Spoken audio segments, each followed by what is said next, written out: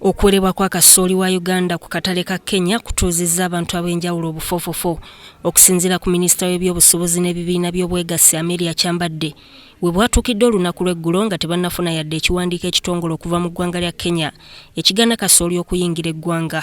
We have hitherto not received any formal communication to that effect, as stipulated by international trade protocols that both Uganda and Kenya subscribe to, which require any country imposing such measures to inform her trading partners.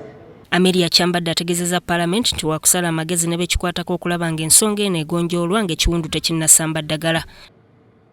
Already there are high-level engagements involving both presidents, the President of Uganda and President Uhuru. Next week, we intend to hold a joint interministerial meeting between two governments to address this issue of maize and other non-tariff barriers at the border, both with Kenya and ourselves. Nampala wa government Ruth Nankabirwa ategeezezza Parliament nti President Museveni ensonga eno tagisudde mu guluka nga kati ali mu kwogeraganya ne mukulu munne Uhuru Kenyatta.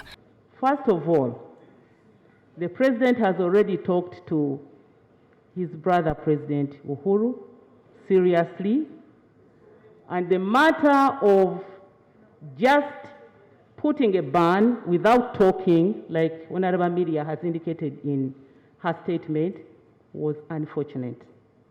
The President told me to remind this August House, as we get annoyed, rightly so, that the NRM, since 1980, has been championing Pan-Africanism to do away with borders.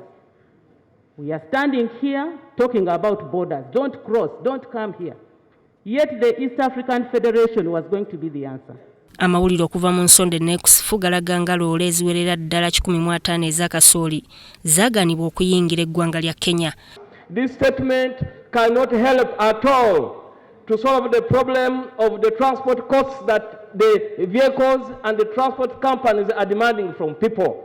Ng'ebyo bikyali awo Parliament era eyagala ekitongole UNBS kiveeyo ku nsonga ezigambibwa nti Kasooli alimu eddagala effu. Two, we request that the government should find a way of buying that maize from the farmers because people need money. We've been in COVID, people are poor. Oluvannyuma lw'okubaganya ebirowoozo, Speaker Rebecca Kadaga asabye akakiiko akakola ku nsonga z'amawanga ga East Africa okunoonyereza ku nsonga eno. We also need action in the East African Court of Justice. This is a clear breach of the treaty. We have said it so many times, but no one has the courage to take this matter. Government does not want to take this matter up. No. I'm not going to be told what has happened here. I have heard, and I should be able to present. Then we come back, Madam, with the resolutions, with our reaction